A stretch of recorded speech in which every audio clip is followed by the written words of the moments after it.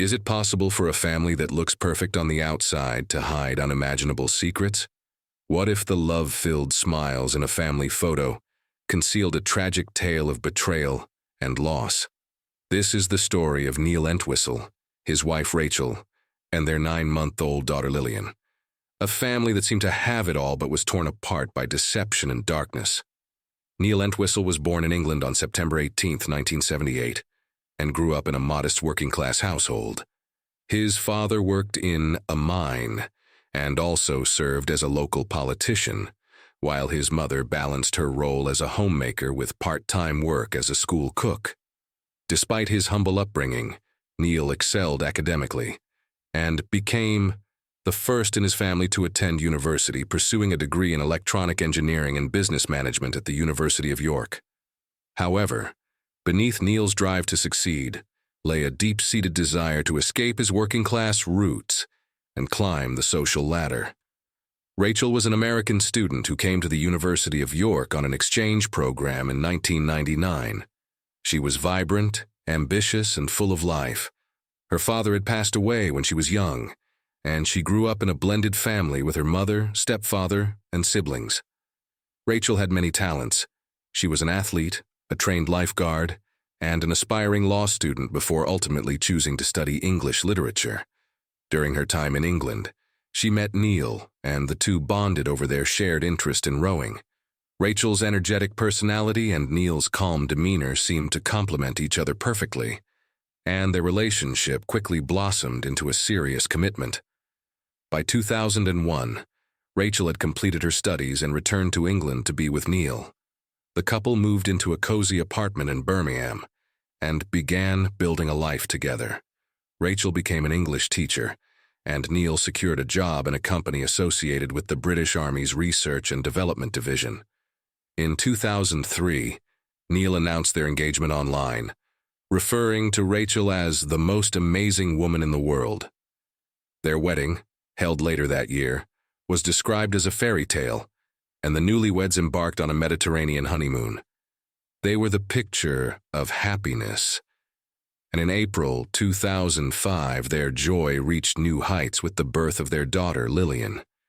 Neil even created a website to share family photos with their loved ones in the U.S., capturing moments of what appeared to be an ideal life. But life wasn't as perfect as it seemed. Neil struggled with feelings of inadequacy, believing that his accent and background limited his career prospects. These insecurities began to weigh heavily on him, and he became convinced that moving to the United States might offer a fresh start. Rachel supported the idea, eager to be closer to her family and introduce Lillian to her grandparents. In September 2005, the family relocated to Massachusetts, initially staying with Rachel's parents.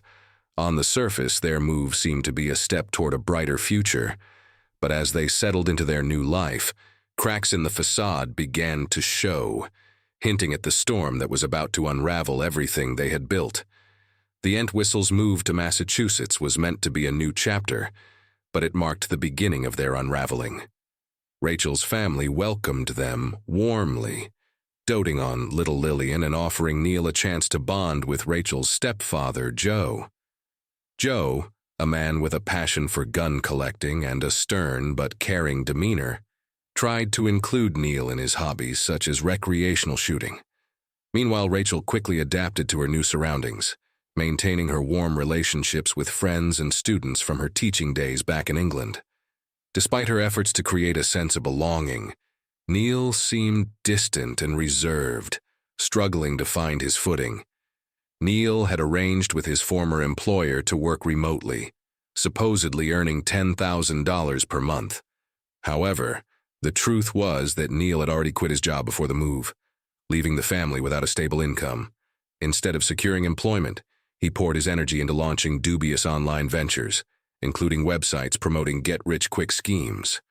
One such venture involved selling starter kits for a hefty sum, promising buyers the chance to earn millions. Although Neil made some money initially, the ventures quickly collapsed, leaving him with mounting credit card debt and a failing reputation. Rachel, unaware of the financial strain Neil was hiding, remained optimistic. She supported his idea of renting a house in Hopkinton, a quiet suburb of Boston. In January 2006, they moved into a spacious 4-bedroom home with high ceilings and a hot tub in the backyard. The rent, a staggering $2,700 per month, only added to Neil's hidden financial woes. The house was barely furnished, requiring additional expenses for furniture and decor. Despite these challenges, Rachel seemed determined to make their new house a home. She invited friends over for a gathering and spent her days unpacking and preparing for the event. Rachel even planned a lunch with her mother to thank her for all the help during their transition. But behind Rachel's cheerful demeanor, Neil was growing increasingly desperate.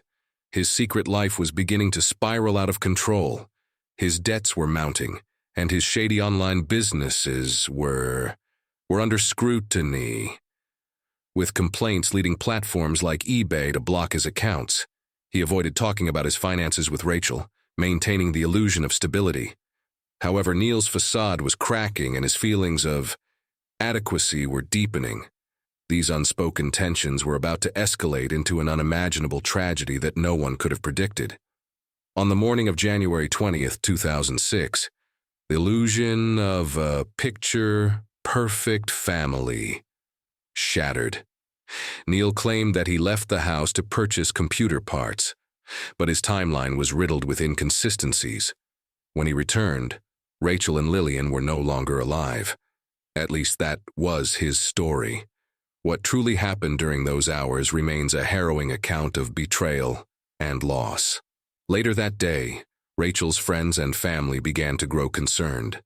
Rachel, known for her reliability, failed to answer phone calls or respond to messages.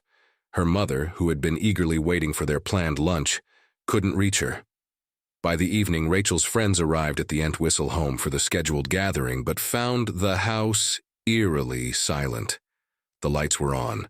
Rachel's phone was ringing inside, but no one answered. A note from her mother was taped to the door, asking Rachel to call her, a clear sign of growing alarm.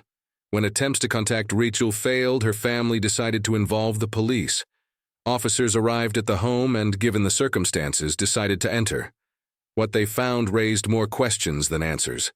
The house seemed undisturbed. Lights were on. Classical music played softly in Lillian's nursery, and a bathtub was partially filled with water. A pile of bedding lay disheveled on the master bed, as if someone had hastily left. But there was no sign of the family, and the garage was empty.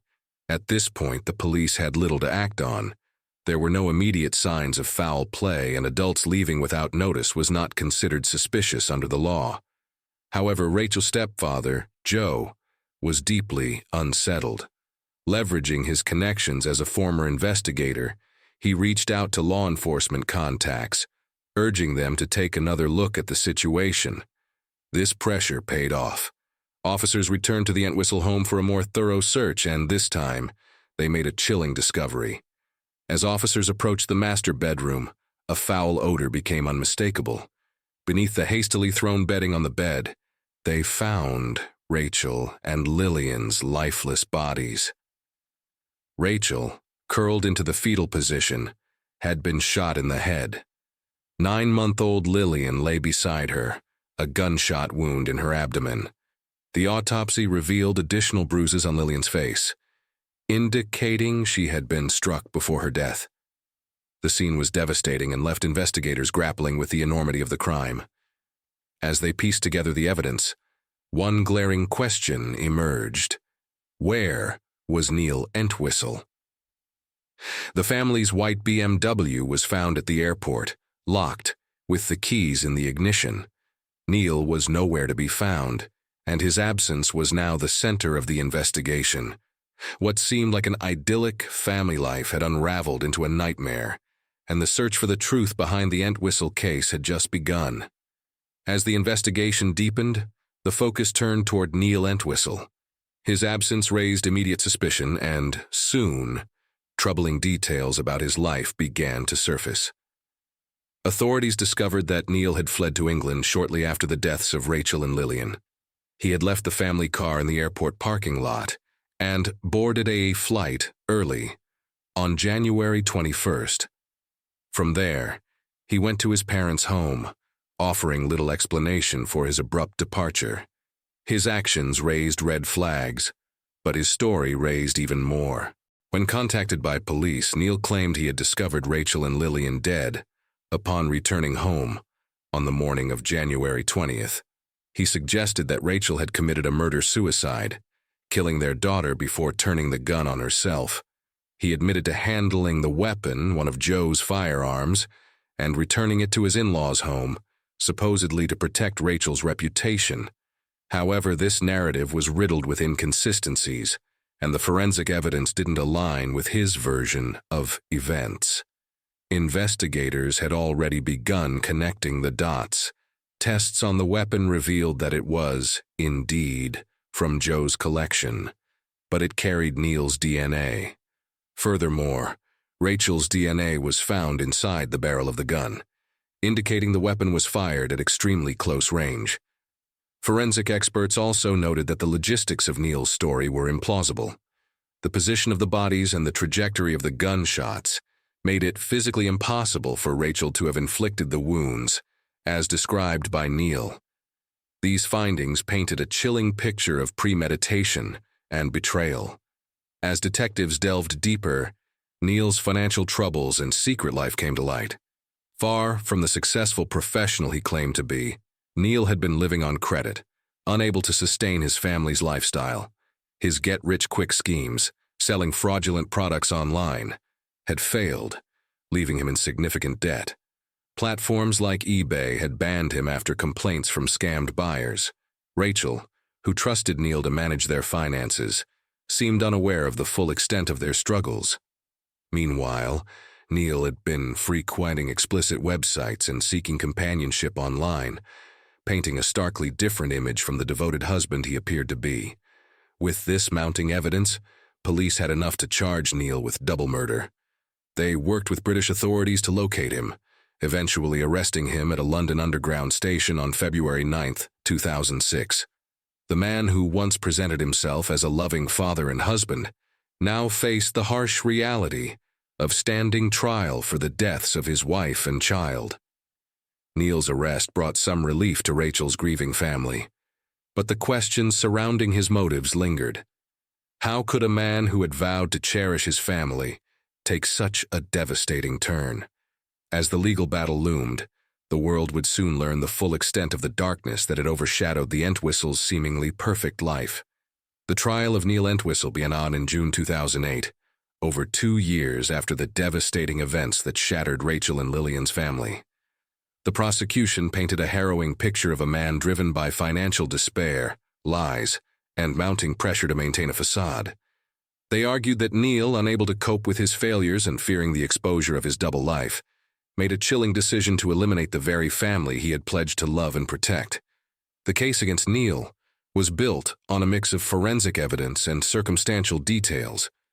DNA tests confirmed his connection to the weapon used in the murders, a gun he had taken from Joe's collection without permission. The prosecution revealed the meticulous nature of his actions. After the killings, Neil returned the gun to his in-laws' home to deflect suspicion.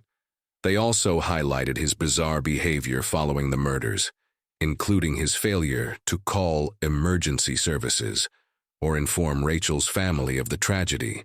Instead, Neil fled the country, withdrawing cash from ATMs and purchasing a one-way ticket to England. Perhaps the most damning evidence came from Neil's laptop. Investigators uncovered searches and files that pointed to his crumbling financial situation and a fascination with violent crimes. In the days leading up to the murders, Neil had been researching ways to commit crimes without being caught. These discoveries added weight to the argument that the murders were premeditated rather than a spur-of-the-moment act. Rachel's family provided heartbreaking testimony, describing the couple's seemingly happy relationship and at their devastation upon learning the truth about Neil's lies. Joe, Rachel's stepfather, recounted a chilling conversation with Neil, where he slipped up saying, "That's how I left them. I mean, That's how I found them. This slip reinforced suspicions that Neil was trying to manipulate the narrative to protect himself. The defense, however, tried to cast doubt on the prosecution's theory. They argued that Rachel may have been struggling with postpartum depression and proposed that the case was a murder-suicide. They cited the presence of gunshot residue on Rachel's hands as potential evidence. Neil's attorneys also highlighted his calm demeanor during the investigation, suggesting it indicated innocence rather than guilt. However, this argument faltered under scrutiny. The physical evidence, including the gunshot trajectories and positions of the bodies, made the murder-suicide theory implausible. Neil did not testify in his defense, nor did the defense call any witnesses to support their claims. Instead, they focused on criticizing the prosecution's interpretation of the evidence, attempting to create reasonable doubt. But the jury, after hearing weeks of testimony and examining the mountain of evidence, saw through the defense's narrative. On June 25, 2008, the jury delivered their verdict. Neil Entwistle was found guilty of the first-degree murders of Rachel and Lillian. The judge sentenced him to life imprisonment without the possibility of parole, the maximum penalty under Massachusetts law. Neil's parents, devastated by the outcome, continued to assert their son's innocence, but the evidence left little room for doubt. The guilty verdict brought some measure of closure to Rachel and Lillian's grieving family, but the emotional scars remained deep. The courtroom had laid bare Neil's deception, greed, and selfishness, leaving those who once knew him shocked and betrayed. For Rachel's family, the trial was a painful reminder of how little they had truly known about the man who had become part of their lives. Neil Entwistle's parents refused to accept the jury's decision, steadfastly maintaining their belief in their son's innocence. They appealed the conviction, arguing that the evidence collected during the warrantless search of the Entwistle home should have been excluded. However, their efforts were unsuccessful. The Massachusetts Supreme Judicial Court upheld Neil's conviction in 2012, and the U.S. Supreme Court declined to hear his case in 2013. Neil would remain behind bars for the rest of his life, without the possibility of parole. In the years following the trial, Rachel and Lillian's story became a sobering example of how appearances can be deceiving. The family website, once filled with happy photos, stood as a haunting reminder of the life that could have been. Rachel's friends and loved ones continued to honor her memory, focusing on the bright, compassionate woman she was, rather than the tragic circumstances of her death. Neil, confined to a Massachusetts prison, largely faded from public attention. However, in 2023, he made headlines once again when he filed a petition seeking permission to appeal his conviction. In the petition, Neil claimed that a juror's remarks about Rachel's height and arm length had unfairly influenced the jury's deliberation. Legal experts dismissed the petition as a desperate attempt to reopen a closed case, but it served as a stark reminder of the horrific events that unfolded nearly 2 decades earlier. For those who knew Rachel, Lillian, and even Neil, the story remains a painful and cautionary tale. It underscores the dangers of deception, the fragility of trust, and the devastating consequences of unaddressed struggles. Beneath the surface of the Entwistle's picture-perfect family was a web of lies that ultimately unraveled, leaving heartbreak and tragedy in its wake.